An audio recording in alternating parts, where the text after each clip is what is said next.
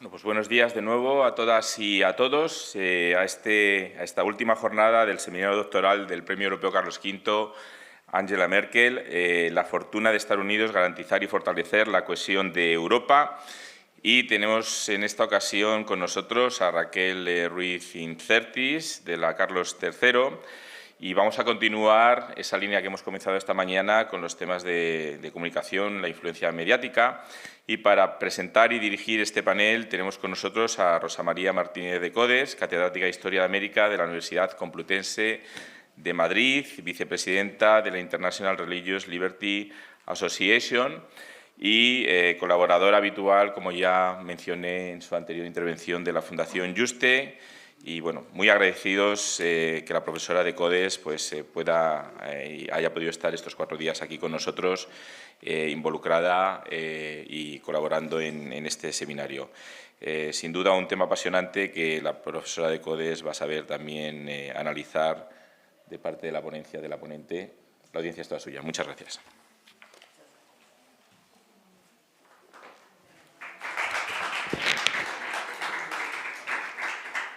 Muchas gracias, Miguel Ángel. Thank you so much. Es increíble que, efectivamente, con el paso del tiempo, hay personas aquí que me decían esta mañana, yo estuve en el 2002, mi primer visita, y han pasado 23 años. Es decir, realmente es el mismo ambiente. Miguel Ángel es el mismo. Y bueno, tienen la magia de poder renovarnos todos los años. Es increíble, porque renovarnos es la clave. Bueno, lo hacéis muy bien, francamente, mis felicitaciones. Este programa no ha salido de la nada. Este programa son muchos años de experiencia, muchos años de saber tocar las teclas adecuadas, de que vosotros cada vez sois mejores, por cierto. Cada promoción que llega aquí está más preparada. Eso hay que decirlo también, porque realmente, es decir, el alumnado va cambiando, sobre todo aquellos que tenemos una evolución de 25 años y vamos viendo efectivamente esa evolución en vuestra formación, en vuestras habilidades, en vuestras capacidades y también en vuestras ganas de conseguir todo. Vosotros os encantaría conseguir todo, cuanto antes mejor. Bueno, ahí hay que ir frenando también. Bueno, eso lo vemos desde fuera, ¿no? Bueno, yo tengo la suerte, me encantó presentar a Gloria el otro día y ahora voy a presentar a Raquel Ruiz. Raquel Ruiz, yo la conocí a través de lo que ella me ha dicho de ella misma, pero también a base de hablar y de comunicarme con ella. Ella es una mujer que realmente cree en los medios de comunicación, en el poder de los medios de comunicación, lo cual es interesante. ¿Pero por qué cree ella en los medios de comunicación? Vámonos al origen de Raquel. Raquel es una doctoranda de primer grado de primer año en comunicación en la Universidad de Carlos III. Bueno, la Universidad de Carlos III de Madrid, como bien decía, efectivamente, nació, decías antes tú, ¿no? Perdóname que te cambie el nombre, lo sé. Como tú comentabas, realmente está funcionando esa cátedra Jean Monnet como una especie de experimento desde el punto de vista de la comunicación, y de ahí estáis saliendo algunos de vosotros con grandes posibilidades de quizá de tener un papel protagónico en los medios de comunicación en el futuro. Bien, más allá de eso, lo que ocurre con Raquel es que su formación en el doble grado de periodismo y comunicación audiovisual junto al máster de investigación aplicada que ha hecho en medios de comunicación ha ido de alguna manera definiendo su trabajo en el futuro. Es decir, en un porcentaje muy grande, en la medida en que nuestra formación nos lleva a los medios audiovisuales, nos lleva efectivamente a trabajar, porque luego ella ha trabajado directamente, ha tenido esa especie de oportunidad para poder trabajar con medios de comunicación, ha trabajado en la Secretaría de Estado para la Unión Europea, en el Ministerio de Asuntos Exteriores, ha trabajado igualmente en el Departamento de Comunicación de la Universidad de Carlos III, como profesora también de Periodismo Internacional. Es decir, tiene un sesgo, como diríais vosotros, muy marcado en esta línea de comunicación. Eso se le nota y lo va a demostrar cuando ella se ponga a hablar, porque es evidente que eso se muestra hablando. Yo ahora voy a hablar un poquito del esquema metodológico de su trabajo, porque solamente como introductorio, porque luego vosotros vais a entrar en él, y sobre todo ella va a tener la oportunidad de presentarlo.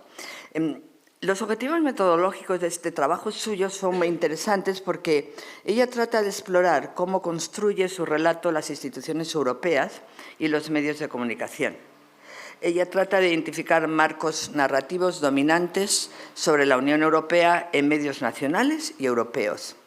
Ella quiere evaluar la percepción ciudadana sobre la comunicación europea y su grado de identificación con el proyecto paneuropeo.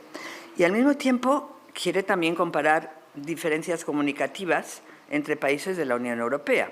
Claro, realmente las preguntas de investigación que ella se hace son muchas. ¿Qué estrategias discursivas utiliza la Unión Europea para comunicar su proyecto político? Esa es una de ellas. Otra de ellas es qué tipo de cobertura ofrecen los medios nacionales y versus medios paneuropeos para comunicar el proyecto político. ¿Cómo percibe la ciudadanía europea el relato institucional de la Unión Europea? ¿Y qué elementos obstaculizan la formación de una esfera pública transnacional? Realmente se abre un abanico de preguntas de investigación que ella, que es muy tenaz, por cierto, va a intentar explicarnos en el relato que nos va a hacer ahora de su propio trabajo de investigación. Vamos a darle la entrada a Raquel Ruiz en esta plataforma, porque ella es la protagonista. Adelante.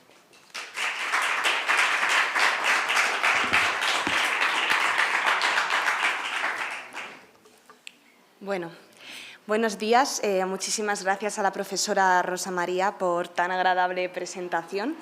Es un privilegio estar aquí el último día del seminario doctoral que la Fundación Juste ha tenido a bien organizar y que me siento una privilegiada de formar parte. Darles las gracias, por supuesto, desde Miguel Ángel hasta el resto de la organización, también a los técnicos, a las intérpretes, los miembros del jurado, panelistas y a mis compañeros, que después de tantos días juntos, como comentaba también ayer, pues ya somos amigos, ¿no? O sea, ya nos escuchamos con muchas más ganas quizá que el primer día. Han sido días muy interesantes y fructíferos, tanto a nivel personal como académico. Creo que hablo por todos cuando digo esto y espero realmente que trascienda este espacio que hemos compartido esta semana aquí en Juste. Como bien me han introducido, pues yo vengo de la Universidad Carlos III de Madrid, del Departamento de Comunicación. Soy becaria FPU, muy reciente, desde enero, y acabo de concluir mi primer año doctoral. Y en mi tesis, en el marco de la cátedra Jean Monnet, el futuro de la comunicación tras la pandemia desinformativa, estoy trabajando en las relaciones entre instituciones europeas y medios de comunicación a la hora de conformar una opinión pública sólida y redefinir esa condición de identidad europea a través de la difusión de información veraz, rigurosa, atractiva y accesible para un público que no tiene que estar necesariamente familiarizado con los asuntos europeos. Quizás se pregunten, quizá no, pero creo que está bien para introducir de dónde viene esta inquietud investigadora, sobre todo cuando la mayoría de los periodistas, cuando nos metemos en la carrera, queremos ser periodistas, ¿no? Ejercer en medios de comunicación.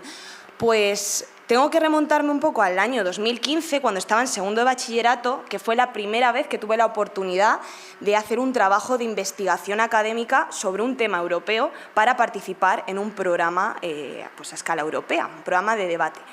Ese tema era sobre la armonización fiscal en Europa, que no me podía resultar más ajeno, porque yo la verdad que de temas de economía no soy experta, pero yo con 15 años sí que me empezaron a picar pues ese gusanillo de decir, ¿qué está pasando? Porque más o menos me considero una persona más o menos informada, con interés por las noticias, curiosa, inquieta, pero sin embargo, con 15 años no tenía mucha idea de lo que hacía la Unión Europea y vi que era mi oportunidad un poco pues para ponerme a investigar, ¿no? Sobre economía, sobre armonización fiscal, sobre política europea.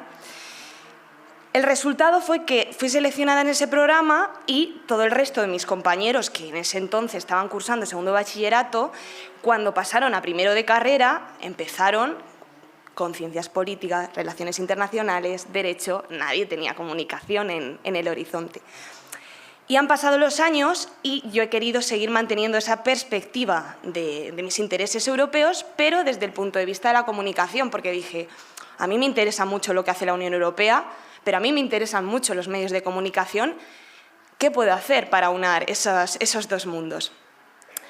Pues poco a poco se fue forjando estos intereses y acabó resultando en un máster de investigación sobre temas europeos, comunicación institucional en redes sociales y finalmente pues, en lo que he emprendido este proyecto de tesis doctoral sobre las sinergias entre medios de comunicación e instituciones europeas.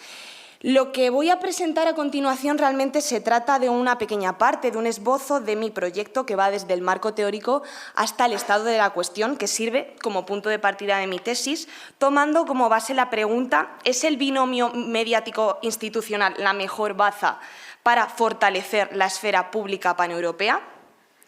Por lo tanto, en este proyecto convergen disciplinas como la comunicación y la ciencia política, que son dos de mis especialidades, podríamos decir, ya que aquí hay expertos en muchísimas áreas y no me gustaría meterme en campos que no son de mi expertise.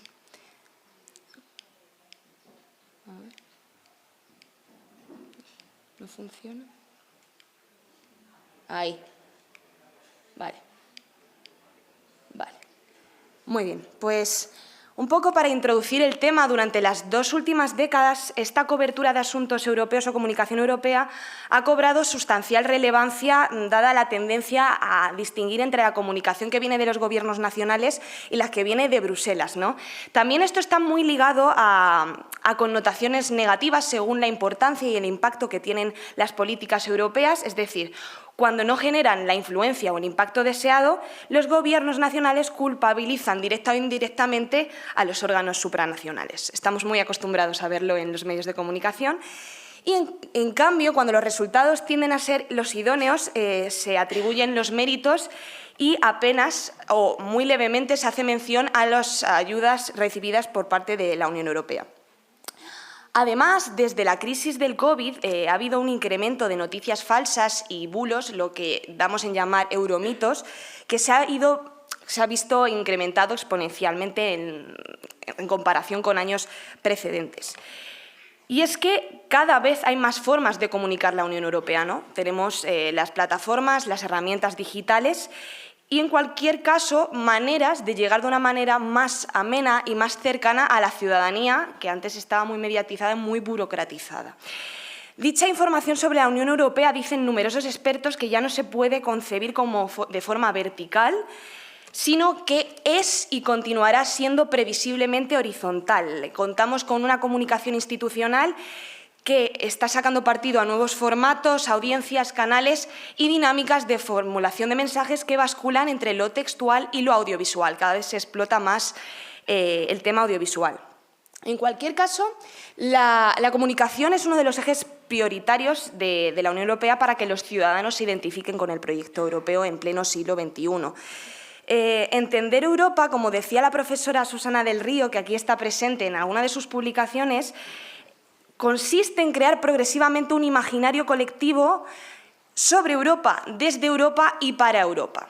Y esto pues, es muy complejo en un contexto en el que es un panorama geopolítico muy voluble y hay una etapa de sincronías y asincronías producidas por la continua necesidad de tomar posiciones y situarse en un lugar visible en el escenario global. Por el carácter eminentemente descriptivo y exploratorio, como les he dicho al comienzo, esta investigación se centra sobre todo en desarrollar un estado de la cuestión sobre la comunicación de asuntos europeos, adoptando una doble perspectiva mediática e institucional, y también en la influencia de la configuración de una esfera pública supranacional. Para ello he realizado pues, una exhaustiva labor de investigación y de revisión bibliográfica. También he realizado, como comentaré a continuación un poco en cuanto a la metodología, entrevistas. Pero bueno, espérate. Creo que esta es la anterior. presentación. Sí, ¿verdad? No sé si podéis poner, mientras voy contándoos un poco la última que envié, sobre todo por el tema de los datos. En cualquier caso, para ir adelantando un poco, voy a contaros un poco los objetivos. Al tratarse de una rama de mi proyecto de tesis, como decía, que estaba específicamente escogida para el capítulo del monográfico de los cuadernos de Yuste, que se publica a raíz de este seminario, el planteamiento metodológico inicial es fundamentalmente cualitativo. Comprende una revisión sistemática de la literatura y también entrevistas en profundidad, entrevistas semiestructuradas con periodistas de medios internacionales, sobre todo corresponsales en asuntos europeos y etcétera, funcionarios de organismos públicos europeos, es decir, gente que trabaja en las direcciones generales de comunicación de la Comisión, Parlamento, el Consejo, etcétera, y también con expertos en comunicación europea, en desinformación, que me den una visión más en perspectiva. Sin embargo, también, en la medida que el tiempo lo permita, comentaré brevemente algunos ejemplos prácticos, algunos casos de estudio que he podido elaborar hasta el momento en forma también de papers y en los que he estado trabajando para hacer más tangibles mis objetivos, un poco de comparar qué es lo que se cuenta desde las instituciones y cómo se refleja en los medios de comunicación, ¿no? Cómo se hace ese tratamiento informativo de los asuntos europeos. A ver. Exacto. Muchas gracias. Bueno, este es el índice un poco que ya he comentado, pero básicamente esa es mi pregunta de partida. ¿Es el binomio mediático-institucional la mejor baza para fortalecer la esfera pública paneuropea y garantizar la cohesión social de la UE? Vamos a ver. Vale.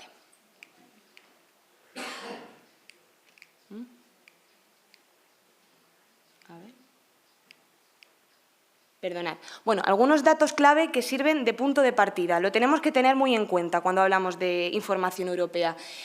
En el contexto previo a la celebración de las anteriores elecciones europeas, en junio de 2024, 3 de cada 4 españoles pensaban que en general los ciudadanos no estaban lo suficientemente bien informados sobre temas internacionales, sobre asuntos de carácter europeo.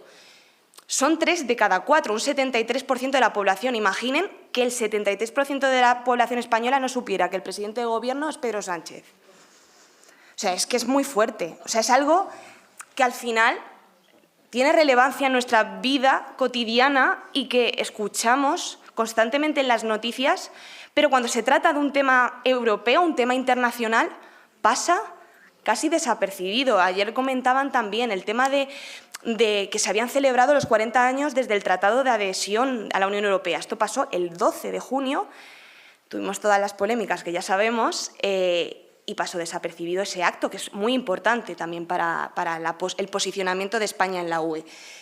Y a la hora de informarse sobre política europea, españoles y europeos generalmente dan prioridad a canales generalistas de televisión antes que a la prensa. Es más complicado ponerse a leer, ¿no?, que encender la televisión y escuchar la pieza.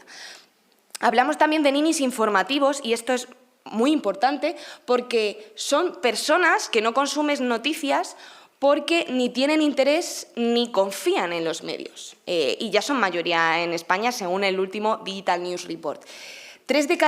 Uno de cada 3 usuarios intentan aislarse de la actualidad informativa de forma deliberada, de manera regular o puntual, y sobre todo lo hacen cuando se enfrentan con lo que denominamos hard news, ¿no?, noticias duras, noticias de política internacional, de economía, todas estas noticias que la gente pues, no encuentra muy atractivas.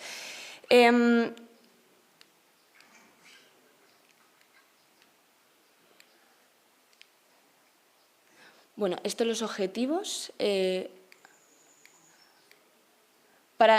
comentado antes también para ir ganando tiempo sobre el planteamiento metodológico, entonces quiero empezar a comentar un poco mi marco teórico, ¿no? El marco teórico, sobre todo al ser un trabajo en el que convergen tanto ciencia política como sociología, como comunicación, teníamos que hablar de esfera pública, ¿no? Es imprescindible determinar un poco qué es la esfera pública. Pues es un punto de conexión entre los medios y la política, no solo en el ámbito europeo, sino también a nivel global. Y es necesaria para establecer un relato social coherente y operativo. De acuerdo con Habermas, la esfera pública es el ámbito de nuestra vida social en la que se forma lo que se ha convenido en denominar opinión pública. Y para ello, aunque está garantizado al conjunto de la ciudadanía, es necesario tener un flujo de comunicación que requiere de medios específicos para transmitir la información e influir en quienes la reciben. Los conceptos de esfera pública y de opinión pública los sabrán aquí mejor, mucho mejor que yo, mis compañeros historiadores, pero no surgieron realmente por primera vez hasta el siglo XVIII como tales, y su significado cobró especial importancia a partir de un momento concreto, como fue la consolidación de la clase burguesa. Fue entonces cuando existió esta distinción entre opinión y opinión pública como ámbito distintivo de la esfera privada. Era algo que se había estudiado en la época medieval, había una esfera pública medieval, pero era diferente a la esfera pública burguesa. También no era representativa y no estaba ligada a la existencia concreta de un gobernante, sino que también residía más en la ciudadanía.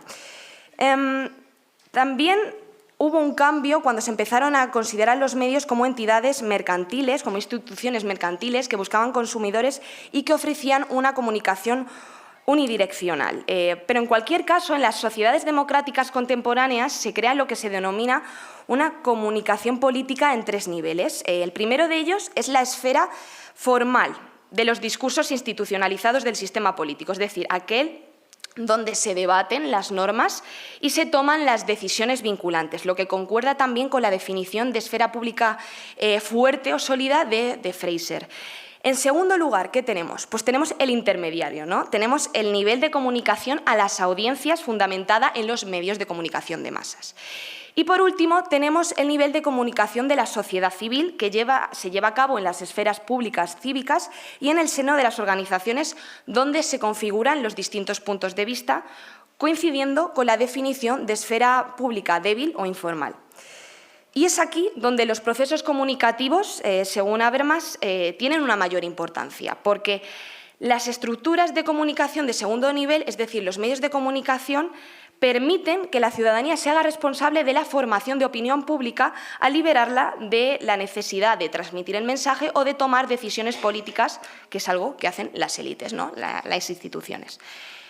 En cualquier caso, habría muchas otras teorías que cabe mencionar, las teorías de Manuel Castells en las relaciones de poder. Uno de los actores, el actor normalmente por encima siempre tiene influencia, mayor capacidad de influencia sobre el otro, pero es más preciso para autores como Castells hablar de esferas públicas en plural y no tanto de esfera pública en singular. ¿Por qué? Porque esta esfera, esta opinión pública, no se limita a cuestiones políticas, sino que responde a una multiplicidad de actores, de discusiones sobre toda clase de temas. Y emplear el término esferas públicas es la mejor manera de reflejar la heterogeneidad de un grupo de públicos representados por instituciones, grupos y medios que dan forma a los discursos, a las acciones, representaciones y críticas, y que está integrada por diversos actores, como instituciones, asociaciones y lobbies. Asimismo, desde aquí pues se pueden formar lo que llamamos contraesferas o contrainstituciones. En cualquier caso, la relación entre esfera pública y la de opinión pública son dos nociones que se encuentran estrechamente ligadas, igual que la noción de medios y de política, y su correlación se manifiesta epistemológicamente a través de distintas teorías comunicativas. Cuando los medios transforman los asuntos relevantes en problemas bien planteados, la comunicación pública contribuye a moldear la opinión de los ciudadanos de manera efectiva. Y aquí pues tenemos dos funciones principales. La primera es la que conocemos como agenda setting, ya se habló de esto ayer, pero es una teoría desarrollada por Shaw, Weaver y McCombs a principios o a comienzos de los años 70, según la cual la capacidad de los medios o el poder de los medios reside en su habilidad para establecer los temas sobre los que los receptores forman sus opiniones sobre cualquier tema. Y podemos observar aquí una correlación entre las noticias publicadas sobre temas determinados, sobre todo de carácter social, que son los que más nos llaman la atención, y los temas que las personas empiezan a considerar cada vez más relevantes. Por lo tanto, parte de los conocimientos, la mayoría de los conocimientos que la gente posee sobre los fenómenos sociales que acaecen a nuestro alrededor no provienen de la experiencia personal. Nosotros a lo mejor no hemos vivido un proceso migratorio, pero lo hemos visto contado a diario en los medios de comunicación, que son nuestra principal fuente de información, al menos de manera idealista. También tiene mucha importancia el efecto de encuadre, el issue framing, en lo que los medios no solo establecen los temas de discusión, sino desde qué punto lo tenemos que enmarcar y cómo influyen en el encuadre, cómo se tratan, ¿no?, los temas. En cualquier caso, es muy importante el lenguaje y el marco a la hora de hablar de cualquier tipo de información, pero sobre todo temas tan complejos como los asuntos europeos. Es muy importante. Vale. Y por tanto pasamos al primer pilar, ¿no?, la comunicación institucional de la Unión Europea.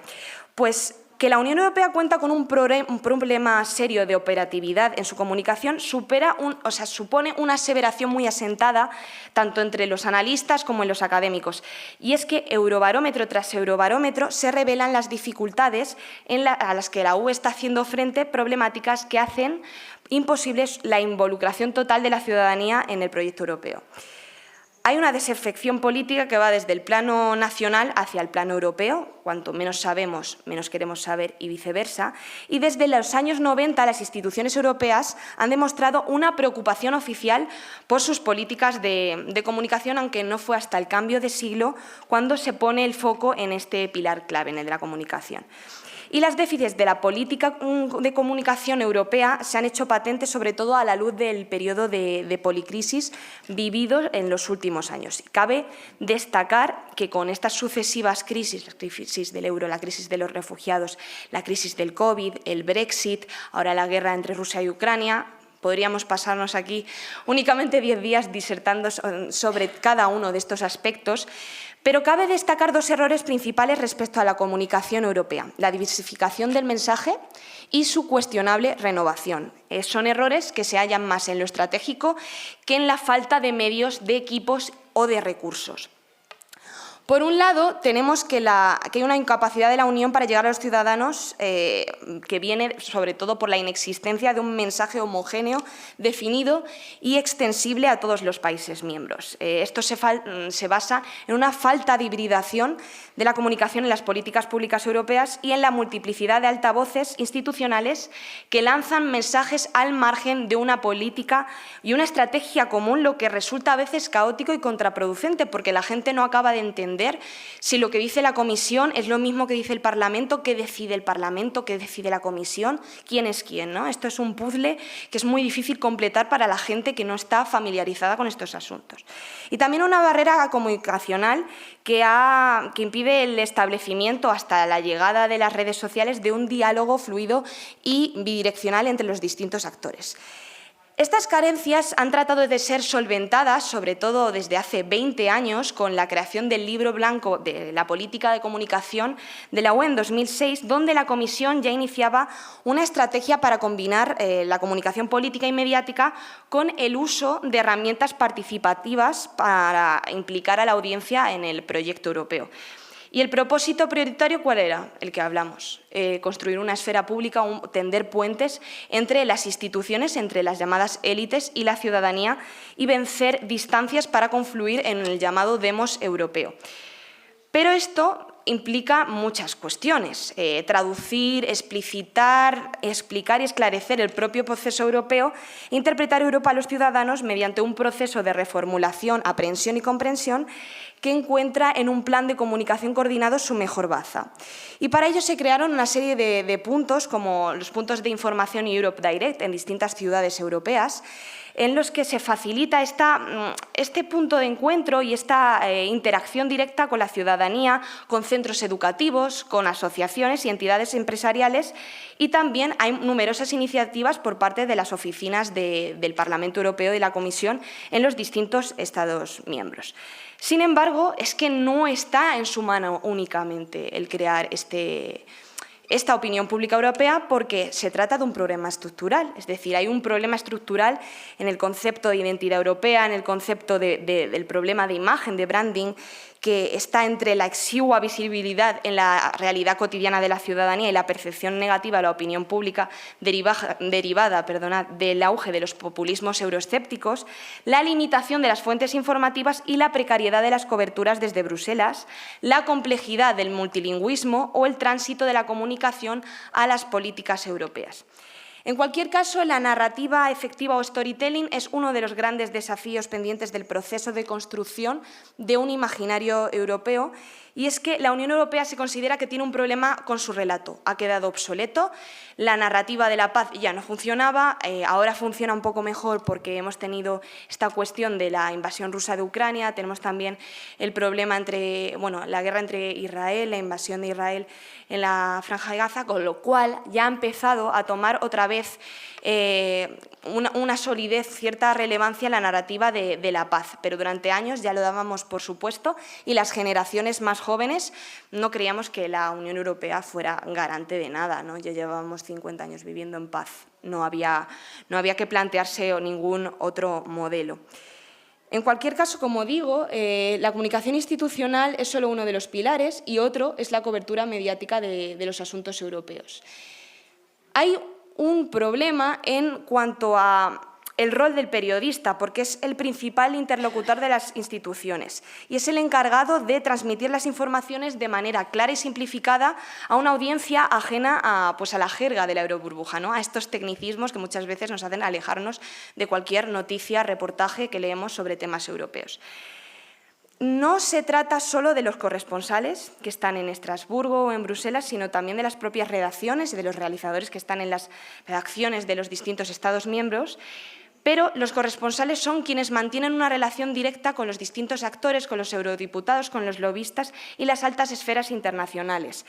Esto hace que también se alcance un elevado grado de intimidad que puede suponer un hándicap para la credibilidad del medio, y es que algunos mensajes pueden contener ciertos sesgos, marcas de subjetividad y una contextualización con poca solidez que hace que el ojo crítico del periodista, como cuarto poder frente a las irregularidades que también puedan producirse en Bruselas, sea muy cuestionable. En cualquier caso, los medios ofrecen unos relatos mediante los cuales los ciudadanos asimilan los acontecimientos europeos, diseccionan sus causas y comprenden mejor sus consecuencias, porque al final es un sinfín. Cuando nos metemos en la página de cualquier medio vemos un sinfín de por qué es, de qué es, pero el cómo es lo realmente importante y es lo realmente complejo de entender, porque al final estamos programados con una naturaleza narrativa que nos impulsa a entender el porqué y el cómo detrás de todo. Entonces se habla mucho de esta dicotomía entre basar el periodismo en meras notas de prensa, convocatorias, informes, briefings, tomar eso como información de partida y no desarrollar un periodismo más analítico, más crítico, más divulgativo y más didáctico, y hacerlo, pero esto también tiene mucho que ver con la precarización del sector y sobre todo el tema de la familiarización y el conocimiento de la web por parte no solamente del profesional que va allí a contar la información europea, sino la ciudadanía que recibe estos mensajes. En cualquier caso, para llegar a ese punto habría que hacer una progresiva reformulación del modelo periodístico paneuropeo.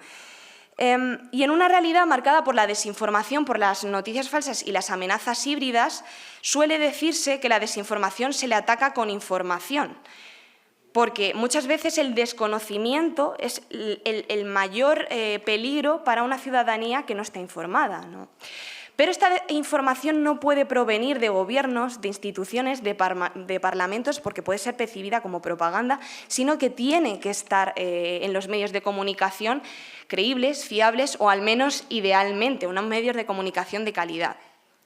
Este problema de la desinformación ha sido uno de los grandes retos de la comunicación de la Unión Europea desde los años 80 y ha habido múltiples iniciativas y herramientas legislativas a nivel europeo que pretenden garantizar que la gente pueda tomar parte en el sistema verdaderamente democrático mediante la toma de decisiones libre e informada. De esto también va a hablar en mayor profundidad mi compañera Rocío Sánchez, con lo cual no me detendré demasiado. Pero al final en lo que sí que quiero enfatizar es que los medios conforman buena parte de nuestro imaginario o de lo que nosotros percibimos sobre la realidad social. De hecho, el referéndum del Brexit fue el resultado de décadas de cobertura mediática con un enfoque excluyente y sensacionalista en lo que se considera la mayor campaña de desinformación, retratando a la élite de Bruselas como un peligro para la soberanía, para la prosperidad económica del Reino Unido, y es una de las campañas más largas de la historia contemporánea y se remonta a finales de los años 70. Así que pueden imaginarse, y ahora en la era del clickbait es muchísimo más fácil transmitir estos mensajes.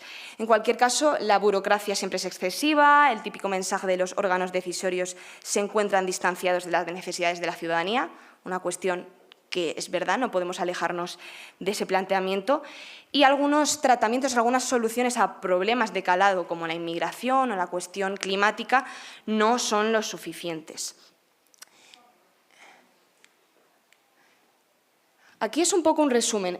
Hay dos vías, como comentaba, para articular el relato europeo. Y hay iniciativas periodísticas relevantes, evidentemente. Son el resultado de procesos de asociaciones de medios de comunicación de distintos puntos de Europa. También son iniciativas de carácter ciudadano. En cualquier caso, se planteaba desde hace un par de décadas la posibilidad de, fundamentándose en casos de éxito como Euractiv o Euronews, dotar de mayor solidez a una infraestructura mediática transnacional que permitiese pues, cultivar y fortalecer la esfera pública europea. Pero todo esto ha ido fracasando y normalmente las noticias, la información europea se sigue interpretando en clave de los marcos nacionales. La gente se informa a través de los medios de comunicación nacionales sobre lo que sucede más allá de las fronteras, pero esta idealizada infraestructura mediática que hubiera hecho posible la consolidación de una opinión pública europea informada y con periodistas de distintos Estados miembros, continúa siendo la panacea, es decir, hay iniciativas, pero algunas se conocen más que otras, y aquí he querido señalar pues, algunas que me parecen especialmente relevantes y que no son tan significativas como puede ser Euractiv o Euronews. Estos dos pilares confluyen en la consolidación de una esfera pública paneuropea a través del discurso mediático e institucional. Es decir, hablamos de que la política se traslada desde el Parlamento a los medios. Hay como una especie de triángulo, una especie de sistema de mediación entre las instituciones, los medios de comunicación y la ciudadanía, que se ha ido ampliando, sobre todo a raíz de la emergencia de nuevas herramientas digitales y de las redes sociales. El debate sobre si sobre una comunicación efectiva bastaría para cumplir con los requisitos normativos de una verdadera democracia europea, pues sigue siendo controvertido, ¿no? Al final, se cree que los procesos de visibilización y de argumentación sobre cuestiones de interés común conducen a la identificación colectiva y crean una idea de comunidad europea. Sin embargo, es importante tener en cuenta que las identidades nacionales no son productos naturales, sino que han sido moldeadas por la actividad del Estado mediante la educación, los medios de comunicación o incluso el ejército, especialmente en periodos de conflicto, con lo cual es un proceso muy largo y que hay que tener excesivo cuidado en tratarlo. En cualquier caso, el nexo permanente entre instituciones y públicos resulta necesario en el actual contexto social, sobre todo para favorecer esa democracia de audiencia, un modelo en la que la debilidad de los partidos lleva a sustituir la representación por un contacto entre gobernantes y ciudadanos, lo que favorece la personalización de la política y dinamiza las interacciones. Hablamos de democracia deliberativa, de democracia participativa, también de esa democracia de audiencia donde la ciudadanía era un receptor pasivo, algo que no comparten autores como Habermas, y es que los ciudadanos son interlocutores y son el resultado también de la acción entre diferentes interacciones entre distintos actores. Con lo cual, hay un nexo permanente y sobre todo se ha ido viendo cómo las instituciones tienen un interés especial por conectarse con los nuevos públicos, sobre todo con los públicos jóvenes y sobre todo con los periodistas jóvenes, mediante la creación de programas como este que tenemos aquí, no sé, el de la izquierda, que es el programa de formación en Unión Europea para jóvenes periodistas. Se trata de un programa que se impulsa en distintos países de la Unión Europea, pero aquí en España está organizado por el ente público, por la Radio y Televisión Española y la Agencia EFE junto a la Oficina del Parlamento Europeo, y que enseña sobre todo a contar e informar mejor a la ciudadanía europea, un poco generando esa idea de identidad y de conocimiento profundo sobre las complejidades del entramado institucional, que muchas veces está muy alejado a lo que tratamos a diario por las dinámicas de las rutinas periodísticas. En cualquier caso, este salto de información a comunicación implica trabajar con un eje de acción en doble sentido, de ida y vuelta. Las instituciones europeas buscan dar con fórmulas e iniciativas para que el ciudadano reciba la información, perciba la voluntad de una comunicación real y quiera emprender ese camino de regreso hacia las instituciones y hacia sus representantes, los eurodiputados. Se suele hablar también Manning acuñó el concepto de la teoría de la bicicleta, por la cual, cuando hay un periodo de crisis en el que hay mucha desafección política, la acción de un ente supranacional, pedaleando, hace que se vaya recorriendo más camino que quizá en un periodo de estabilidad o de tranquilidad. Es decir, la teoría de la bicicleta apunta que en periodos de crisis la ciudadanía está más informada, quiere estar más informada y está más involucrada, ¿no? Esto también lo comentaba ayer con el tema de los ciclos de espectacularización política. Normalmente hay más coberturas cuando se desarrollan eventos tan grandes como las elecciones al Parlamento Europeo. Sin embargo, en el resto del tiempo pues, quedan un poco relegadas al margen o hay picos en cuanto a la información europea. Es verdad que hay que rebatir un poco el excesivo optimismo en los medios de comunicación paneuropeos, en la forma en la que ellos no son los únicos encargados de transmitir esta información o de generar opinión pública, porque también cuando hablamos de que haya una comunicación consciente, no significa que sea una comunicación eurófila. O sea, al final también tenemos que fomentar unos medios de comunicación que sean críticos con la realidad europea, y es que al final la opinión pública o la esfera pública, nos comentaban también expertos con los que conversaba en distintas entrevistas en profundidad, Álvaro Lear me decía que al final el centro de la esfera pública es la confrontación, es el debate.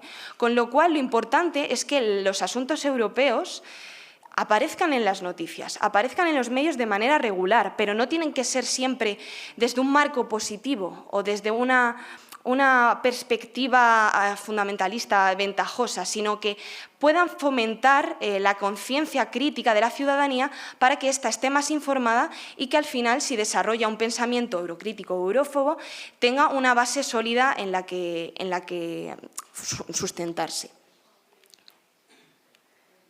Brevemente, solamente por mencionar, también antes de ir directamente a las conclusiones, he tomado algunos casos de estudio durante estos meses, he podido analizar desde una perspectiva de análisis crítico del discurso y también análisis de contenido diferentes piezas en medios de comunicación como 20 minutos o como la agencia EFE en su proyecto con Euroactiv, que fueron especialmente prolíficos a la hora de publicar sobre el proyecto que mencioné ayer tras la ponencia, la presentación del libro de Susana del Río, es la conferencia sobre el futuro de Europa, que fue uno de los hitos espectacularizantes de los que hablaba, en la que se llamaba a la ciudadanía a participar realmente, dejando al margen a las instituciones y dejando también al margen a otros entes de la sociedad civil. Se hablaba de ciudadanía de distintos grupos, de distintas audiencias, de una audiencia muy heterogénea. Participaron y fue durante un año, pilló justamente con el COVID, estaba pensada para ser un proyecto de 2 años, pero esta conferencia sobre el futuro de Europa comenzó el 9 de mayo, Día de Europa de 2021, y concluyó en 2022, 9 de mayo también, y hubo una extensa cobertura, sobre todo por parte de medios. Yo me centré en los medios españoles, cogí 2 casos de estudio y analicé un poco las narrativas. Estas eran algunas de mis preguntas de investigación. Y, como digo, pues analicé un poco cuál era el titular, el lenguaje, el tono, el enfoque, la entradilla, cómo estaba planteada, si era más informativa, si era más divulgativa, si apuntaba más allá de lo que se toma de una nota de prensa y quería divulgar, explicar un poco de dónde se viene y a dónde vamos, ¿no? Las causas y las consecuencias. el cuerpo de texto, el contenido audiovisual y las referencias de colaboración con la UE. Es algo que estoy trabajando mucho, que es el punto de conexión entre los mensajes institucionales y los mensajes mediáticos. Es decir, los periodistas utilizan recursos de archivo de las instituciones europeas que tienen unos servicios de comunicación muy efectivos para elaborar sus contenidos, o abogan por otro tipo de recursos. Utilizan tweets, utilizan imágenes, utilizan enlaces, utilizan vídeos procedentes de las propias instituciones, o actúan al margen de ellas. Hay una independencia no solo declarativa, no solo al margen de las fuentes, de la propia participación o representación de los políticos, de esos procesos de personalización política que se ven legitimados por las publicaciones periodísticas, en las que muchas veces solo leemos tal dirigente ha dicho tal cosa, Ursula von der Leyen ha hecho tal cosa, se recurre a otros expertos fuera de la euroburbuja. Es importante tanto a nivel textual como a nivel audiovisual. Y uno de los más recientes es el caso de estudio en el que quería comparar, y es algo que voy a desarrollar a lo largo de mis próximos años de tesis, comparar un poco la influencia de la comunicación institucional en la cobertura digital en medios de España, de Bélgica y de Reino Unido. Esta decisión no es arbitraria, responde al sistema de clasificación mediático-político de analistas, de expertos como Halim Mancini, en el cual se divide sistema mediático-político en medios pluralistas polarizados, en democráticos corporativistas y en liberales. Cada uno de los países elegidos y, sobre todo, el periódico digital más leído de cada uno de esos países viene en relación a esta decisión, y todo está fundamentado en el Digital News Report y, como digo, en estos sistemas mediáticos de Halim y Mancini, actualizados por Brueggemann, García Carretero y Berry, un poco para ver cómo se cubre procesos como las elecciones europeas, qué picos hay informativos y de qué manera pues, se analizan tanto pues, el vínculo, el recurso de archivo, como decía, las características formales, el género, el enfoque, si es un enfoque más nacional, un marco nacional, o es un enfoque más transnacional, si es un enfoque mixto también, si hay una presencia institucional elevada de entes supranacionales y no tanto de la sociedad civil, de los periodistas, que es algo que se critica mucho, que no estén presentes los periodistas en mucho de estos debates de la esfera pública. Y también, evidentemente, el número y el tipo de fuentes. Lo que les puedo anticipar de este trabajo, llamaba mucho la atención que en un medio procedente de un país que es europeo, pero que abandonó la Unión Europea antes de estas últimas elecciones europeas, fue la primera vez que Reino Unido no votó en las elecciones europeas, lo que llamaba la atención es que siguen existiendo nexos y vinculaciones muy sólidas entre los periodistas británicos y las instituciones, hasta tal punto que era el medio en el que más recursos de archivo procedentes de direcciones generales de comunicación de las instituciones se utilizaban a la hora de publicar noticias, reportajes y recurrir a fuentes de la euroburbuja, pero también de fuera de la euroburbuja. Era algo que no se veía tan representado en un país eurófilo como sabemos que es España, o incluso en el epicentro de la información europea como es Bélgica, con Bruselas como caso de estudio principal. Era interesante también comparar estas tres visiones, ¿no? Un país donde la información europea está a la orden del día, un país donde nos gusta bastante la información europea, aunque la ciudadanía no le llegue, que es algo que hay que analizar y podríamos estar en trabajos específicos solamente para esto. Y luego también tenemos el caso de The Guardian, analizando cómo, pese a esa desvinculación política del Reino Unido respecto a la UE, sigue habiendo un gran interés por una cobertura mediática de los asuntos europeos, porque al final programas como el Erasmus, movilidad, temas económicos siguen siendo pues, de gran calado para la ciudadanía británica. Y bueno, perdonad.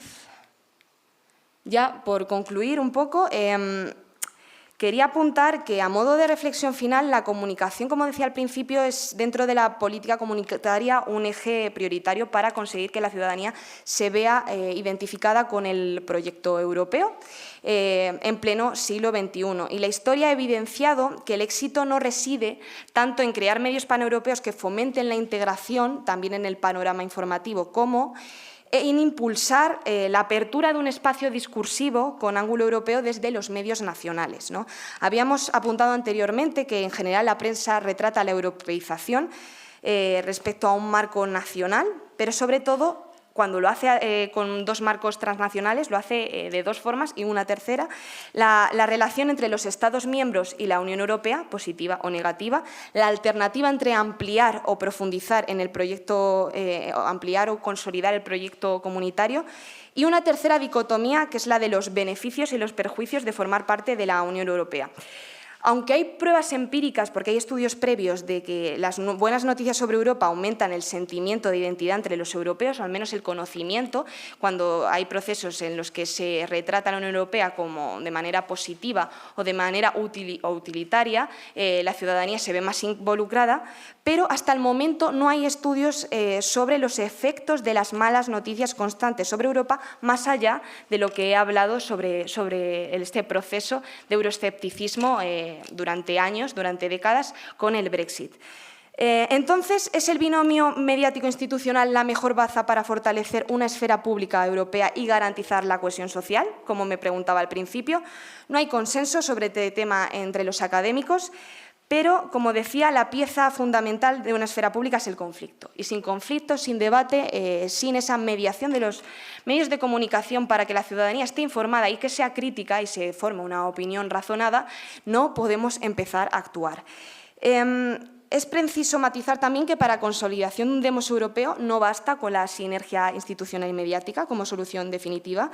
Tenemos que tener en cuenta otras tantas cuestiones que abordaré estos años en mi tesis, como las barreras derivadas del multilingüismo, la desafección política, la excesiva burocratización, la progresiva digitalización, también esta brecha digital. Y el análisis de los límites de la esfera pública nos lleva a plantear hasta qué punto pueden existir, si no un único relato para Europa, que es muy difícil porque hablamos de audiencias muy heterogéneas, una serie de relatos sobre Europa que generen debates constructivos y perfilen estrategias para estimular la opinión pública, para mejorar nuestra salud democrática y garantizar la cohesión social. Con lo cual, todos estos estudios, también desde el ámbito más académico, tienen una gran vocación de servicio público. Es decir, pretendo que con mi tesis haya puntos que se puedan implementar en las estrategias de comunicación de la Unión Europea, en las políticas de comunicación y, sobre todo, hacer un poco reflexionar el sector de los medios de comunicación sobre si hay que invertir pues más medios, más recursos, o hay que cambiar este sistema de medios a la hora de retratar los asuntos pues internacionales para que la ciudadanía esté convenientemente informada. Y bueno, eso sería todo. Sin nada más que añadir, quedo a vuestra disposición para cualquier comentario, duda, cuestión. Estaré encantada de incorporarla a mi trabajo y de escucharles. Espero que les haya parecido interesante. Muchas gracias.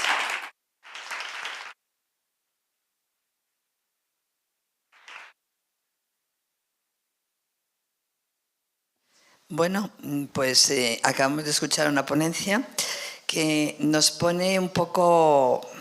O sea, yo voy a empezar haciendo una pregunta. Primero, enhorabuena por la exposición, ha sido muy buena, muy explicativa, muy clara y nos ayuda un poco a comprender el trabajo y las dificultades que tienen los que trabajan en comunicación. ¿Cuántos de vosotros, por qué canales de información recibís vosotros noticias sobre Europa? ¿Cuáles son vuestros canales de información para saber algo de Europa? No lo sé. ¿Veis Euronews? ¿Veíais Euronews? ¿Veis? No, ciertamente no. Claro. Ya, por eso empieza así. No, ¿por qué no? Okay, that's a good answer. Okay, they are very bad. Bueno, probablemente vosotros no veis Euronews porque, como ya he dicho, ha sido una experiencia negativa.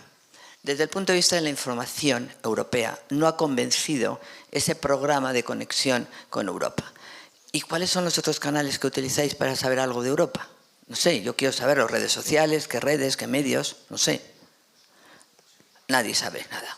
Bueno, yo le voy a dar luego la palabra a Teresa Freixes, porque probablemente Teresa Freixes, de todos los que estamos aquí, es la que tiene más conexión con Europa, es la que conoce mejor las decisiones de Europa, es la que está más en las redes sociales para saber qué es Europa. Perdóname que abuse de ti, pero algo les tienes que contar. de tu propia experiencia, 30 años trabajando con las instituciones europeas y su dificultad a la hora de comunicar. Bueno, ventajas y desventajas tiene que haber en esa comunicación a lo largo de los últimos 30 años.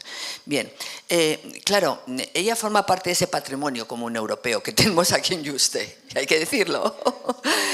En este sentido, claro, vosotros estudiáis los problemas que se derivan de la falta de comunicación en Europa, pero realmente poco interés tenéis en Europa, porque vosotros no manejáis comunicación directa con Europa.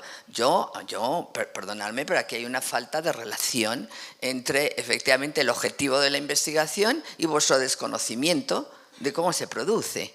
Esto cuidado, porque os lo van a decir el día de mañana, sobre todo los que estáis en medios de comunicación. Es difícil, claro. Pero, ¿cómo veo yo el problema que ella plantea? Raquel dice, claro, tenemos que llegar a una ciudadanía europea. ¡Wow! Los mensajes europeos no llegan a la ciudadanía europea bien, han estado fracasando durante muchos años, décadas. ¿Por qué? Quizá es porque, claro, el paradigma inicial del que ella aborda críticamente es que no hay una ciudadanía europea heterogénea, monolingüista, homogénea, sino heterogénea, sociocultural y lingüísticamente hablando. Y por lo tanto, Europa tiene muchas audiencias. Están muy fragmentadas y con códigos comunicativos muy diferentes. Esa es la primera realidad que hay que abarcar. No tenemos delante una audiencia común y homogénea, para nada. La tenemos muy fragmentada. Y claro, los códigos son diferentes. Por lo tanto, hay que trabajar desde diferente paradigma. No desde las instituciones, sino desde los códigos de comunicación de las diferentes audiencias. ¿Cómo se hace eso? Pues para eso estáis vosotros, para investigar cómo hacer ese relato, cómo construir un relato que llegue desde abajo y que permita efectivamente comunicar desde abajo las necesidades que se tienen de conocer Europa. Otro tema que ella toca, claro, el problema es si la esfera pública transnacional es una utopía deseable. ¿Es una utopía deseable? ¿Es una construcción en marcha? ¿O es una meta inalcanzable? Pues no lo sé. La verdad es que realmente las tres opciones podrían darse, ¿no? Depende de quién lo vea y desde qué ángulo de Europa se observe esta realidad. Entonces, sería bueno ir hacia una esfera pública paneuropea o varias esferas públicas que se complementan, probablemente. A lo mejor va mejor por la vía de la diversidad. Yo sigo pensando que es que la belleza de Europa no consiste en ser homogénea, es justo todo lo contrario. Y eso es lo que yo hablaba con ella el otro día. Realmente la belleza está en la heterogeneidad, en la diversidad, en el multiculturalismo, en el multilingüismo. Eso es Europa. Entonces, no pretendamos que todos pensemos de la misma manera, ni que todos reaccionemos de la misma manera. Entonces, claro, la idea es, el discurso, como ella se propone en su investigación, el discurso mediático institucional, ¿puede transformar esa diversidad europea? ¿Puede encauzarla en una única forma de comunicarse con ella? Yo creo que no. Realmente el discurso mediático institucional tiene que utilizar muchas estrategias para poder desarrollar esos canales de comunicación que vosotros decís que no utilizáis porque son malos. Bueno, eso no lo ha dicho todo el mundo. Bueno, en este sentido, lo que quiero decir es que hay mucho camino por andar y yo creo que el turno ahora es de vosotros porque tendréis muchas cosas que preguntar. Gracias. Nada, solamente por hacer un apunte. Muchísimas gracias, Rosa, por esta conclusión, ¿no? Por englobar todo lo que hemos estado hablando en los últimos 45 minutos. Únicamente añadir una cuestión. No consumís Euronews no porque sea malo únicamente, sino porque es aburrido. Y yo creo que ahí está el punto. Hacer un discurso mediático que sea atractivo es complicado, no solo por la complejidad que tienen los propios temas, sino porque no se prestan a jugar con distintos formatos, o al menos hasta el momento no se ha experimentado como sí se ha hecho en otras áreas. Y creo que ahí está mucho el punto. Al final, las nuevas audiencias no son solo heterogéneas y cada vez lo son más, sino que son audiencias jóvenes que están acostumbradas a distintos tipos de estímulos. Por eso hablaba mucho de los recursos recursos audiovisuales, que es algo que cada vez más se está implementando desde los mensajes institucionales, mucho el recurso al meme, al GIF, a la infografía, al vídeo, porque es la única forma de apelar de forma atractiva, cercana y accesible a la ciudadanía europea, porque les pones un GIF o una infografía que sea interactiva y va a ser mucho mejor que leer un informe que parece prácticamente calcado del publicado en la página web de la comisión, porque al final muchas veces, también por temas de tiempo y de rutinas periodísticas, hay mucha complejidad en adaptar ese informe a un lenguaje no coloquial, pero sí que sea cercano a la ciudadanía. Entonces, eso ya también te requiere más recursos, requiere más investigación y no hay muchos, lo analizaba en uno de los trabajos que he hecho previos, no hay una generalización de géneros interpretativos a la hora de contar Europa, y esto se ve no solamente en canales como Euronews, sino en medios, en los pocos ejemplos de medios paneuropeos. Normalmente, cuando son iniciativas ciudadanas, se esmeran mucho en recurrir al reportaje, que al final es la forma más, me gusta, también soy muy romántica del periodismo en este sentido, pero es la forma más bella de transmitir el reportaje, hablar con la gente, hablar con otras fuentes, una multiplicidad de fuentes, pero generalmente los géneros que se siguen empleando de manera rutinaria son géneros informativos, son noticias, son artículos, von der Leyen ha dicho tal, la visita de Antonio Costa tal, entonces siguen siendo aburridos. Para la gente, al final, son medios pensados, y es una de las razones por las que han fracasado esta infraestructura, la que llamaba este proyecto mediático transnacional, fundamentalmente porque están pensados para audiencias de nicho, están pensadas para especialistas, para élites, los burócratas de Bruselas, que hablamos siempre, pero gente especializada con estudios superiores en política, en economía, en relaciones internacionales, y no tanto para las audiencias de a pie, cosa que sí que se hace en nuestros medios, en otros planteamientos, con lo cual, ¿cómo va a resultar atractivo que te cuenten el Green Deal diciéndote las directivas? No, vamos a hablar con gente, vamos a hablar con asociaciones que se estén beneficiando de todos estos proyectos asociados al Green Deal, y el mayor ejemplo, sin ir más lejos, es el programa Erasmus. Gente que no le importa absolutamente nada a la Unión Europea, pero el Erasmus, mira, les parece increíble. Y hablar con gente, las experiencias en el programa Erasmus es uno de los recursos más fáciles y más utilizados cuando la Unión Europea se ve en crisis de comunicaciones, como vamos a tirar de las iniciativas juveniles, porque son las más atractivas y las que ponen sobre la mesa como una realidad tangible que realmente lo que hacen sirve para algo y que tiene una repercusión, ¿no? Y también, bueno, otro tipo de becas y otro tipo de conceptos, como hoy estamos aquí reunidos investigadores en estudios europeos, que quiero decir, es un ejemplo claro de que sirve para algo, pero no está bien contado, y eso es importante.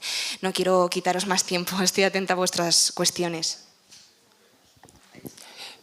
Buenos días, Ignacio Fornares, Universidad CEU San Pablo y Universidad de Bolonia.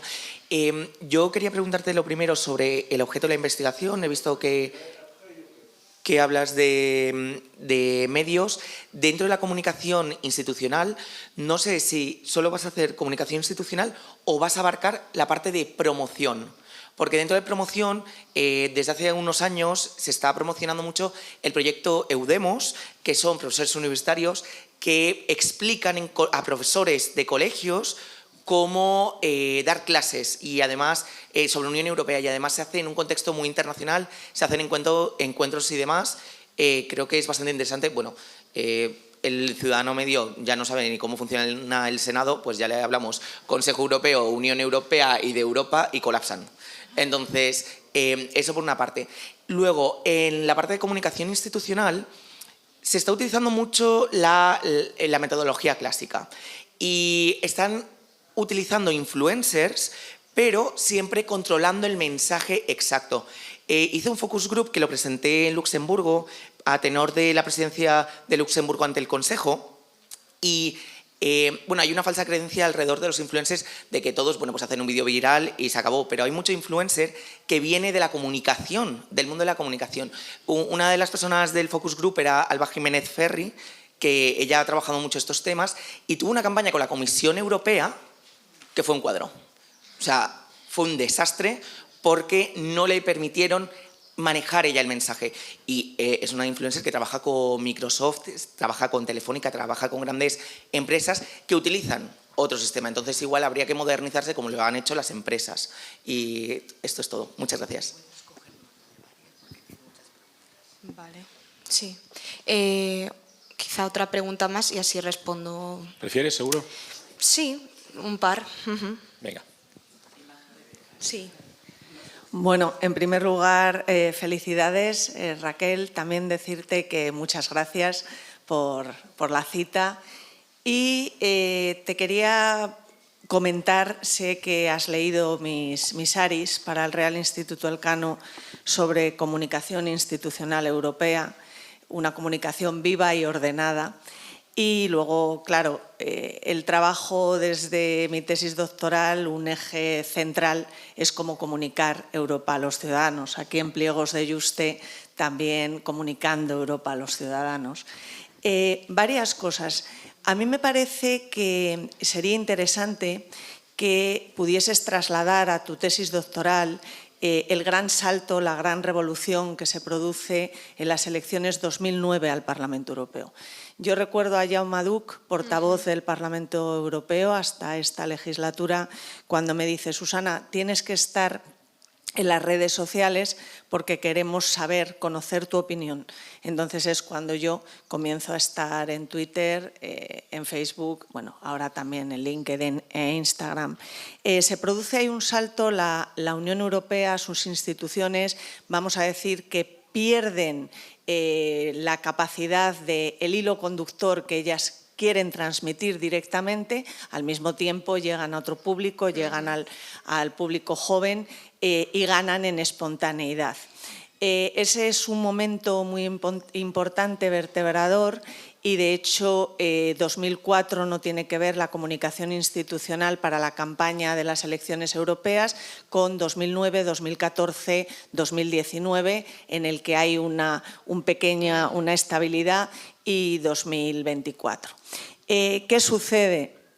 Que realmente en ese salto también empezamos a ver en el Parlamento Europeo que hay que poner filtros. Hay que poner filtros, y lo enlazo con lo que acaba de comentar, porque realmente cuando también se abusa, como en las elecciones 2024, de podcast, eso también tergiversa, eso también la información que tiene que llegar al ciudadano, la información válida, porque no todo el mundo vale para emitir, transmitir y alcanzar al ciudadano de a pie con una información veraz. También aquí funcionan los catalizadores de información. Hay catalizadores europeos de información tristemente, bueno, pues como son, por ejemplo, la guerra en Ucrania o lo que comentaba ayer, ¿no? Bueno, llega el COVID, la vacunación, los fondos de recuperación europeos, has nombrado el Green Deal, y luego hay otros catalizadores positivos. Por ejemplo, ¿por qué no comunican los medios de comunicación estos días el greenwashing? ¿Qué ha pasado con el greenwashing? ¿Por qué se ha rebajado? Hablaba yo ayer del Pacto Verde Europeo y de cómo se ha, de alguna forma, descafeinado. Bueno, ¿qué pasa con el greenwashing? ¿Qué pasa? ¿Por qué ha tenido que rebajar la Unión Europea sus parámetros en relación al lavado verde en temas de empresa, tejido empresarial, productivo, reindustrialización de la UE, industria verde europea? Eso le importa al ciudadano. También le importa qué ha pasado con la agricultura, por ejemplo, 40 años de España en la UE, qué ha pasado con esas cantidades de 18.000 en producción, 9.000 en renta, qué ha pasado en 40 años que estamos en más de 68.000 producción agraria y 19.000. Y luego, ya para terminar, por ser un tema muy mío, ¿no? Comunicación europea, decir también que la educación. Has nombrado el programa Erasmus y yo creo que estaría muy bien que incidieses en la educación. Yo tengo ahora el gran orgullo de que con el libro 12 mujeres europeas construyendo la Unión Europea, las escuelas embajadoras lo han elevado para el Premio Europeo de Escuelas Embajadoras y ya varios institutos de Murcia, de Toledo, 2 seminarios doctorales en varias universidades, es el hilo conductor, ¿no?, para comunicar. Entonces, yo creo que tal. Luego has nombrado la Conferencia sobre el Futuro de Europa, que ayer hablamos de ella. También habría ahí que ver las 2 convenciones europeas con su mandato, con todo lo que tienen de mandato legal, jurídico, no se pudieron transmitir como la Conferencia sobre el Futuro de Europa, que no lo tiene, que es un gran debate multinivel, porque no había redes sociales. Entonces, yo creo que ahí estaría muy bien, Raquel, que también analices y entres a analizar. Y hay relato europeo, claro que lo hay, y hay que hacer que los políticos nacionales y que la política nacional no invada, como comentaba ayer, las grandes decisiones a nivel europeo. Muchísimas gracias y disculpa. Sí, es que tenemos muchísimas preguntas, así que vamos a intentar ser concretos, porque si no nos da tiempo a todos. Por favor, vale. contesta las 2. Bueno, primero de todo, muchísimas gracias por vuestras intervenciones.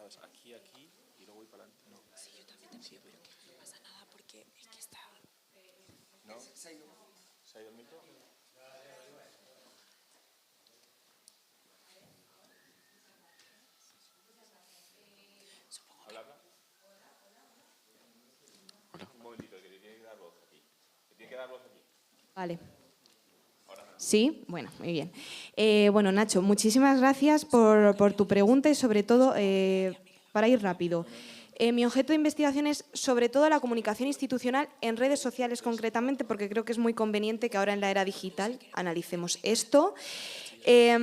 Tanto la parte de comunicación institucional como la parte de comunicación mediática en medios de comunicación digitales. O sea, al final todo es digitalización. La nueva era de la comunicación es absolutamente digital, lo vamos a abordar desde el punto de vista de las redes sociales y de las plataformas digitales, estos los principales medios, pero en su versión digital.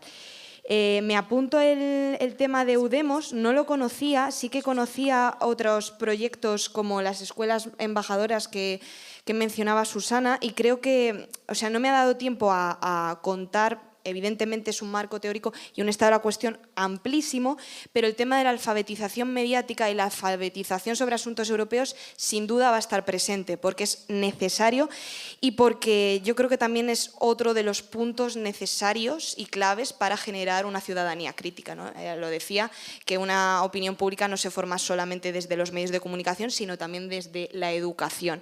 Con lo cual, tomo nota de todas estas cuestiones y lo del tema de los influencers, lo que hablaba también, muchas veces se percibe como propaganda precisamente porque cuando vienes patrocinado o invitado por una institución, no tienen la libertad que deberían tener los influencers en sus espacios como para contar el mensaje. Lo que me llama mucho la atención, comentabas este caso, pero que cada vez más las instituciones están apelando a influencers y creadores de contenido que no son necesariamente del ámbito de la divulgación política o de las relaciones internacionales, sino que son de cultura, bueno. Seguro que conocéis el caso que ha sucedido recientemente con Patricia Fernández, ¿no?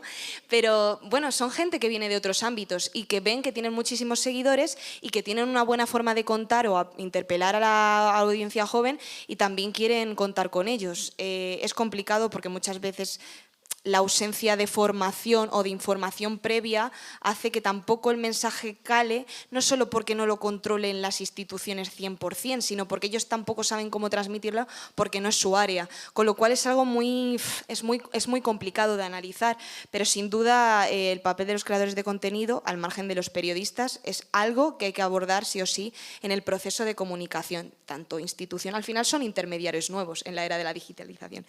Y brevemente tomo todas sus cuestiones en consideración. Susana, muchísimas gracias por los apuntes y también hablo en mi trabajo de ese salto de las elecciones. Hablo también de este proceso de la campaña de This Time I'm Voting.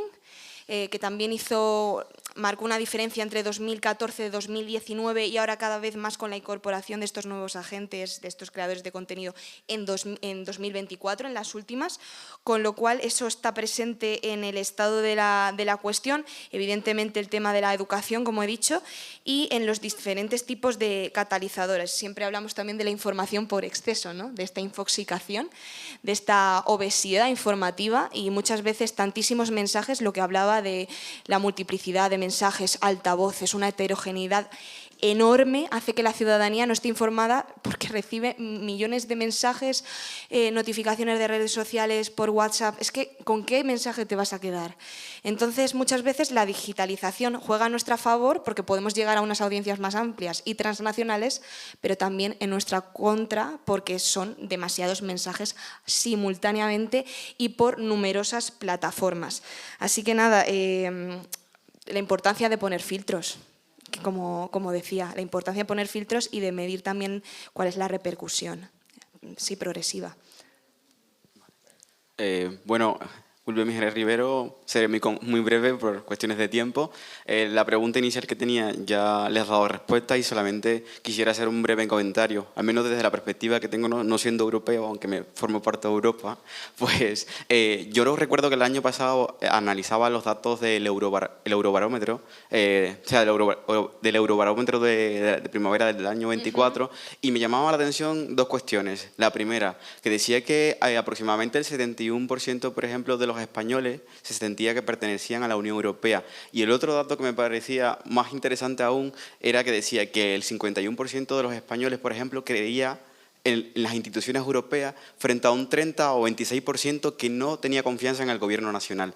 Y yo creo que desde aquí, yo creo que hay que analizarnos, hay que repensar determinadas cuestiones. Y, por ejemplo, al yo llegar a España decía, bueno, ¿qué hace realmente Europa, qué hace la Unión Europea por los entornos locales? Y creo que esto es un elemento que hay que tener en cuenta, porque, uno, la fiabilidad que dan los medios de comunicación que generan cercanía hacia los ciudadanos, y la otra, los modelos o formas de comunicar. Decirle, oye, estas carreteras se han construido gracias a los fondos de cohesión, al FEDER, o esta estructura se ha construido gracias a esto. O sea, generar una cercanía que realmente el ciudadano, que no tiene por qué leerse en inglés o no le apetece ver determinados canales informativos, diga, oye, yo no veo esto, pero a través de esto puedo comprender que realmente gracias a esto, o sea, gracias a yo pertenecer a esta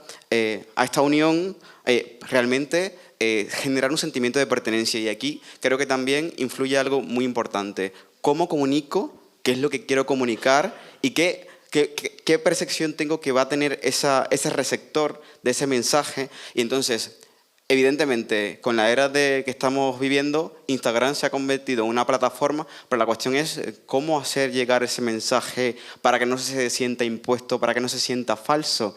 Entonces, yo creo, y la última cuestión que me parece muy interesante, es hablar desde la teoría crítica de la verdad, o sea, desde la verdad. O sea, a mí en lo particular me gusta que me den, que sean objetivos, que sea veraz y que yo tenga el pensamiento crítico para decir, me parece que desde esto que me estás contando me puede convencer o no convencer, o en dependencia de cómo me narres la noticia, puedo decir, oye, que sí, pero que yo sea el que tenga, o sea, el que induzca a ese proceso de reflexión crítica, y que no por pertenecer a un medio de comunicación a otro ya sé hacia dónde va a estar dirigida el pensamiento.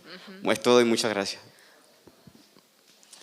Tomamos otra pregunta, si quieres. Yo simplemente hago un paréntesis antes. Cuando tú has intervenido al principio, has dicho, no soy europeo, pero sí eres europeo. Por lo menos por la información que yo tengo, tienes la nacionalidad española. Sí, la tengo. Sí, están en orden.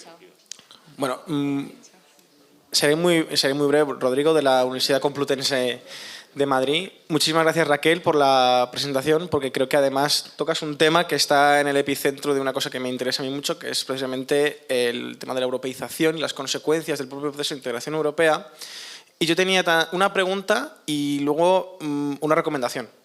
La primera pregunta es si precisamente consideras, y retomando un poco lo que ha dicho Will justo ahora, de tomar un poco también un espíritu crítico autónomo que podemos tener cada uno de nosotros, si consideras que precisamente la conexión entre el plano institucional y el plano de la comunicación puede ser quizás el más objetivo para reconstruir un relato europeo, y en función de ello, aquí viene la siguiente recomendación, podemos hablar largo y tendido de esto porque, al menos desde la perspectiva de la historia, en los últimos 5 o 7 años ha habido una ampliación tremenda de la bibliografía y la literatura científica en torno a esto, que precisamente toma como marco teórico lo que tú mismo has contado de Habermas, pero también precisamente explicando que el relato de la integración europea no pone el foco realmente en los problemas del modelo de integración europea, que es lo que precisamente ha llevado a una situación como la que tenemos actualmente, quizá podríamos decirlo, y no sé si esto es soltar a lo mejor una bomba, de esterilidad política de la integración europea, quizá de hace años que no se habla de reformar tratados, pero no se lleva a cabo. Entonces, también preguntarte por esto y cómo tú considerarías también que de cara al futuro esa reconstrucción del relato europeo a partir de la comunicación podría ser posible. Gracias.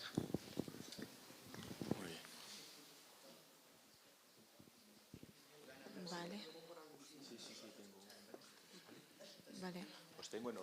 Miguel Ángel, tomamos más y luego ya voy... Sí, y así vamos respondiendo. Por lo menos una más, sí. Yeah? Otherwise you can answer. Whatever you want. Yeah, you can. Okay. You've been talking about a dilemma which is as old as the European integration process. You've got a sender, that's the European institutions, and you've got recipients that is the citizenry of Europe. You have to convince the citizenry, the citizens of Europe, that they should consult more extensively the information provided by the sender. The question is, why don't they do it? They don't do it because European politics is applied on the citizens via the national governments. That's for the media report about actions of the national government. That is, leads to a misperception, actually, of political information processes, that many citizens of the nation states think this is a policy applied by the national government. Well, that's what it is. Well, European policy is not perceived as European policy, but a national policy. Things have improved, I admit, within the last 25, 30 years. Media coverage has become better. But still, that's the basic problem. And now the big challenge for the European institutions is to provide information in a digitalized way and to, at the same time, to make it attractive for the recipients. That's the $1 million question. I recall a situation, I recall a conference in 2007 on 50 years signing of the Treaties of Rome. I organized in Bonn, and there was a panel of journalists, and one very prominent journalist said, European is lacking a common picture. Yeah, so that means you have to reduce drastically the information at first sight. I mean, the European Union is so complex that it is really, I mean, it's not even understood by academians, totally. Yeah, we only know segments. Yeah, so the way is how to reduce it didactically so drastically that it is, on the one side, still reliable, on the other side, digestible for the recipients.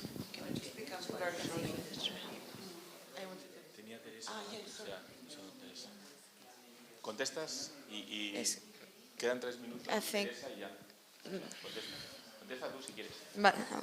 Sí, contesto yo creo brevemente para ir también y que concluya también Teresa, y estaré encantada de escucharle.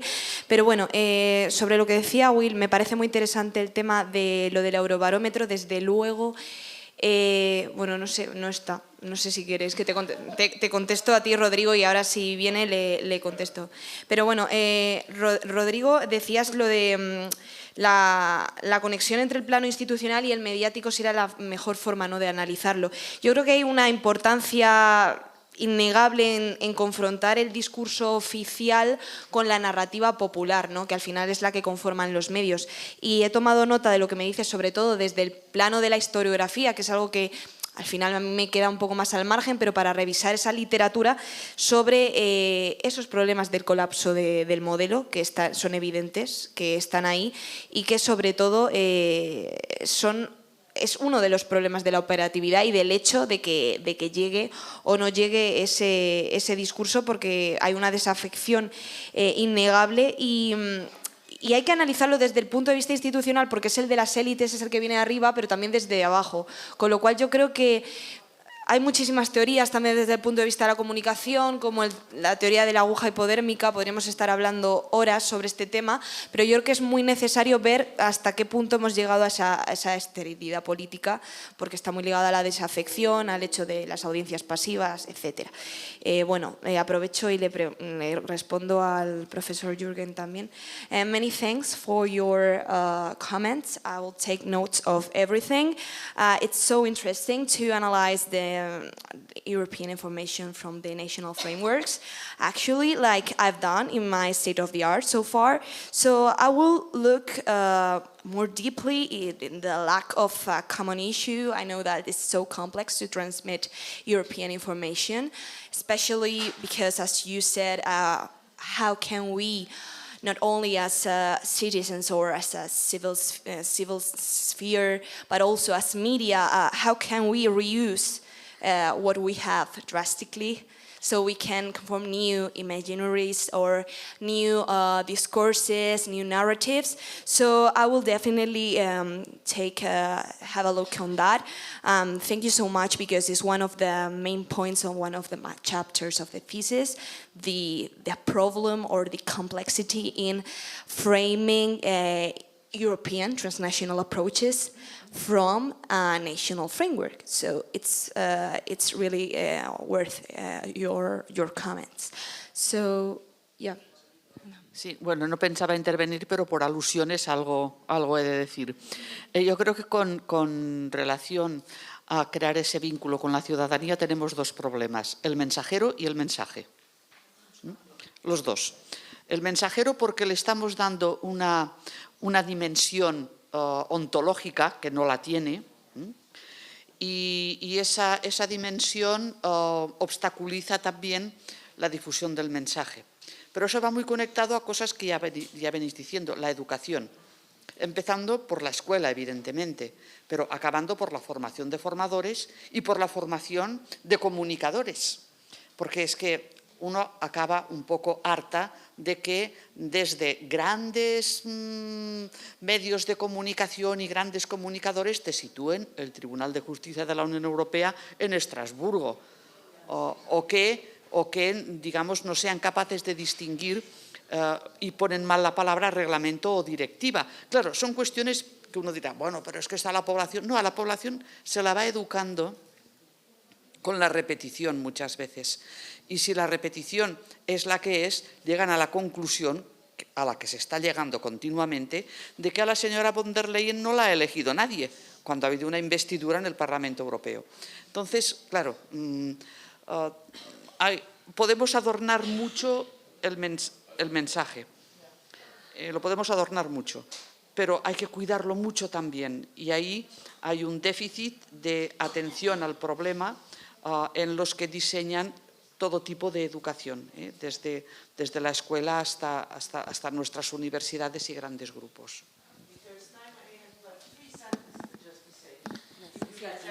Last one, eh? Yeah, thank you so much. So as you probably know, in the communication theory, there is this theory that is called a nationalism of information. So this is a very interesting lens for you to look at, especially because you dealt with the case of Le Soir in Belgium.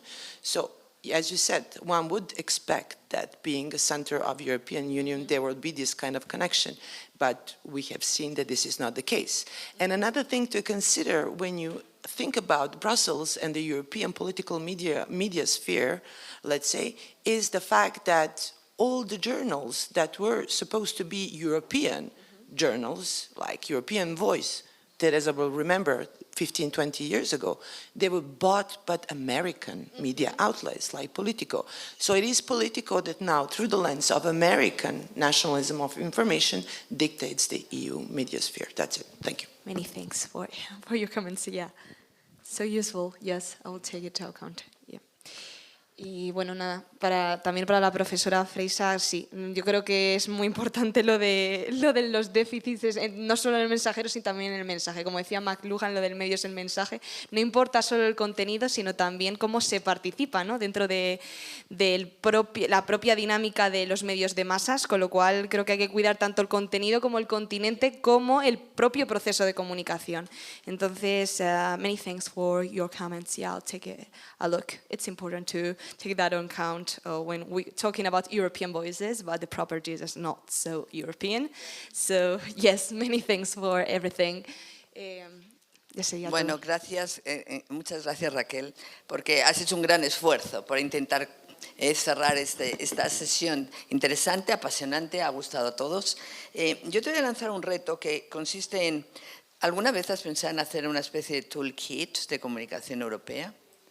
Claro, es decir, quizá un trabajo, cuando ya está realizado, requiere cómo lo trasladas. Entonces, claro, el toolkit de comunicación europea no sé si existe, ni siquiera lo sé, pero quizá se pueda mejorar. Entonces, quizá directrices éticas, buenas prácticas, mensajes institucionales efectivos, indicadores de éxito comunicativo, eso es lo que hay. Ese es un futuro que hay que meterle mano.